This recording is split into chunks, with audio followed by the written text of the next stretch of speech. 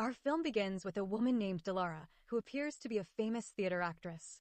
We see her dancing in her performance, and when it ends, the audience applauds her acting. The next morning, she reads an advertisement for a shampoo called Belinda, in which she is supposed to act. The concept is about a woman named Handan who is a housewife and an employee, and at the end of each day, she takes a shower and washes her hair with the shampoo to relieve her fatigue. However, Dilara doesn't like the ad and calls her manager, telling her she won't do an ad where she cooks and cleans, mocking the idea and saying she won't act in an ad where she makes stuffed vegetables. Her manager tells her they signed a big penalty clause and asks her to just do it. Dilara reluctantly agrees to avoid paying the money. At night, she goes out with her theater friends, who mock and laugh at her because of the ad. Dilara gets upset and mocks them in return. She then argues with her boyfriend, Serkan, because he was the one who told them. He calms her down, saying they were just joking. Later, she finds out he had planned a surprise for her birthday, but when she sees the cake with the shampoo's picture on it, she gets angry and fights with him until the next day. He keeps apologizing, saying it was Arzu's idea, a seasonal actress in their theater group. Dilara asks him if he has a relationship with Arzu and warns him that if she finds out he's lying, she won't forgive him. When she arrives at the shooting location, Serkan asks her not to get too much into character because he doesn't want to deal with her character's personality. She gets angry, slams the door, and walks away. At the location, the assistants put a wedding ring on her hand. When Dilara sees the director, she hugs him and asks about the mess she's gotten into. He reassures her that they'll finish quickly. She then meets the two kids who are supposed to act as her children, and it becomes clear that Dilara doesn't like children and doesn't know how to interact with them. She goes to the makeup room to get ready, and suddenly, a man named Nekati, who is to play her husband in the ad, enters, expressing his admiration for her and taking a selfie. Dilara is annoyed, but the assistants put a mustache on him and leave the room. When the shooting starts, Dilara struggles to focus while acting like she's serving food to her husband and children. They have to redo the scene several times until she gets it right. In the second scene, where she takes a shower with the shampoo, she again struggles to get into character, and they have to redo it multiple times. She tells the director she's tired of the heat and fears the shampoo might damage her hair.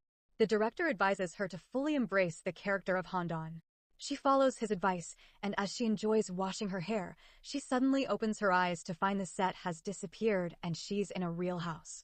Shocked, she puts on a robe and calls for the director, but can't find him. She sees children playing, and when she asks Nekati about the director, he calls her Handan. Dilara, annoyed, tells him she's not joking, and when she tries to leave, Nekati stops her, saying she can't go out dressed like that. Still not believing what's happening, she thinks he's joking until she steps out onto the balcony and realizes she's in a different place. Angry, she yells at Nekati and demands he give her clothes. She changes, throws the ring at him, and leaves, taking a taxi to Serkan's house. When she arrives, she asks him to pay for the taxi, acting as if the house is hers, but Serkan doesn't recognize her and asks who she is, threatening to call the police if she doesn't leave. Dilara thinks it's a prank until she sees Arzu coming out of a room, realizing they are together. Upset, she leaves and tells the taxi driver to take her to the casino where she used to hang out with her theater friends. At the casino, she drinks and tells her friends about Serkan's betrayal, but they don't recognize her either and think she's crazy, trying to get her to leave. Hurt, she leaves them and returns to Nekati, who scolds her for spending so much on taxis. Dilara, in shock, particularly after seeing photos of herself as a bride and with children, realizes the mustache on Nekati is real. She asks to stay the night, locks herself in the room, and tries to calm herself, hoping she'll wake up from this nightmare. The next day, Nekati, noticing a tattoo on her body, tries to make a move on her, but she yells at him and escapes. During breakfast, Nekati and the kids talk a lot, making Dilara snap and demand they be quiet. She receives a call to go to work, thinking it's Handan's job at the bank. She goes there, searching for her identity, but finds nothing familiar. Her colleagues, all famous as they were, are present, and one asks her to meet the manager. Dilara, not taking it seriously, tells the manager she's not Handan, and he acknowledges it, making her think the nightmare is over. However, he takes her somewhere and reveals that Handan is having an affair with him, leaving Dilara devastated. She returns to the car and asks him to take her home. Back at home, Nekati has invited his family for lunch, and Dilara remains in shock, unable to speak. During the meal, The manager, who is Nekity's brother-in-law, arrives, causing Dilara to break down and enter a hysterical state, destroying everything. She goes to the bathroom and washes with the shampoo, hoping to return to her life, but finds herself still in the same place. Nekity takes her to the hospital, where she tells the doctor about her real life, performing in front of him to make him believe, but he thinks she's delusional and orders a sedative for her. Dilara is admitted to a psychiatric hospital, where she takes sedatives until one day she meets a patient who talks to her. Initially annoyed, Dilara listens as the patient advises her to play her role and not give up, inspiring Dilara to pretend to be Handan to get out. Dilara changes her clothes and convinces the doctors she wants to go home to see her children. They believe her, and she leaves. Back home, she decides to continue living as Handan, trying to blend in, cooking, cleaning, and taking care of the kids. The next day, she gets ready and goes to the theater. She meets Serkan and asks him for 5 minutes to talk. She keeps insisting until he agrees, and they go to a restaurant. Dilara tries to remind him of who she is and tells him she knows everything, but he is not convinced and says she must have watched the program about his life. Dilara feels disheartened, but decides to talk to him about acting. She tells him she can act very well and asks for a chance. Serkan agrees, but only on the condition that she comes to his house. Dilara is shocked by his request, but eventually agrees and goes with him. She asks if he will really help her, and Serkan says there is an annual role in a play they will perform and that she can take the role of someone who dropped out. He tells her he will introduce her, but after that, it's up to her. Dilara finds out that it is the same play she was supposed to act in before her life turned upside down, and that Arzu will now take the lead role. When she returns home, Nejati gets angry at her for ordering food from outside. She tells him she can't cook every day and asks him to hire a cook. Nejati gets annoyed and says it will bankrupt him, but their son intervenes, asking him not to yell at his mother. Meanwhile, the manager of Handan sends her many messages, asking to speak with her, but Dilara ignores them. She notices her daughter looking at her suspiciously. Dilara tries to cook but burns her hands. The next day, she goes to the theater for her audition, apologizes to the director and everyone for what she did at the casino. The director asks her about the last role she played, and Dilara lies, saying she acted in a short film. When asked about its plot, she makes up a story, recounting what happened to her. Arzu mocks her and asks the director to let her act so they can laugh at her, but Dilara surprises them by performing the role so well that they are moved to tears and applaud her. The director agrees to let her join them. She is overjoyed and hugs Serkan, but sees Arzu glaring at her, so she apologizes and leaves.